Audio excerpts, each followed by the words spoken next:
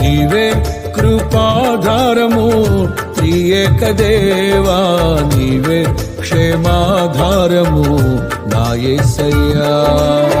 నూతన బలమును నవనూతన కృపను, నూతన బలమును నవనూతన కృపను నేటి వరకు దయచేయుచున్నావు. నిన్నే ఆరాధింతును పరిశుద్ధుడా. ఈ స్తోత్ర గీతం నీకేనయ్యా. నీవే కృపాధారము త్రియేక దేవా, నీవే క్షేమాధారము నా యేసయ్యా. నూతన బలమును నవనూతన కృపను, నూతన బలమును నవనూతన కృపను నేటి